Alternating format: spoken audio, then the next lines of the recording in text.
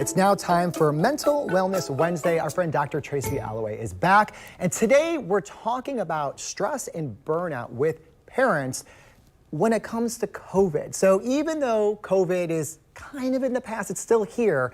We are still seeing a lot of stress and all that stuff that's happening on the home front.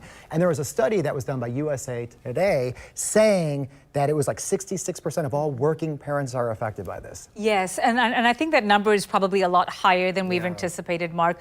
But I think the first step is to recognize the difference between symptoms of stress versus symptoms of burnout, because they can look very similar, but stress really is almost motivating us to keep finishing the task, but it can lead to burnout if we don't stop. And burnout is when you have this utter emotional exhaustion and you just feel like, I can't actually do the task anymore. That's interesting when you actually dive into the definition, because we use them interchangeably. We do. Right? And they are totally different things. So stress, in a way, could cause you to actually do change, make change, right? Well, burnout, you kind of put your hands in the air and be like, I don't know where to go from here. And we do know from lots of research that acute or small amounts of stress are actually motivators. It helps push us towards being productive, but that's when it tips over to the too much that can lead to burnout. Kind of goes back to the fight or flight mentality, right? Yes. All right, so signs. What are the signs with this that we are experiencing?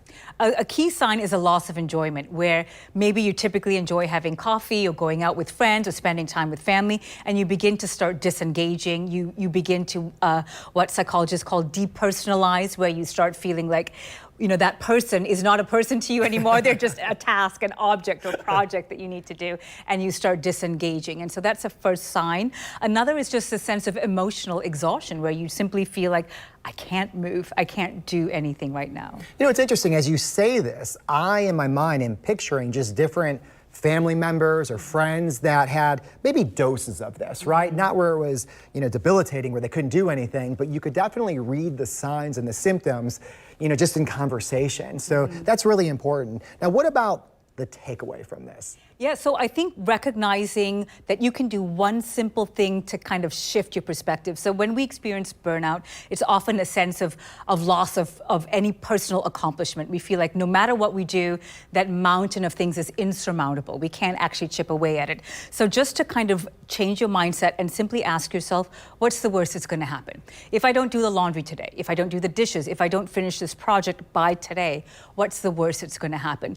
And I'm almost positive that the answer 9 out of 10 times will be nothing. You know, life will still keep moving along. There's no dramatic, high stakes consequence. And asking yourself that question can help you reset and recalibrate and recognize, I can take a short break. I can step back for a moment. Let me ask you this. Is there something that, I don't know, anybody could do that has these symptoms? Like maybe, is it write it down? Or like, what do you recommend? Is it a journal? Because I feel like once you start to have this conversation, it really does lessen the blow of the stress or the burnout that you might have. Sure. I think identifying one thing that you can do that you can actually accomplish that day is helpful, because that addresses this point of feeling a loss of accomplishment. If you say, okay, this one task, I'm going to do that. I'm going to make dinner. Done. You already feel a sense of accomplishment, and you have the benefit of dopamine, that feel-good hormone, saying you set a goal, you accomplish your goal, you already are starting to feel better. Now, one of the things, this is based on the study that was done by USA Today with parents.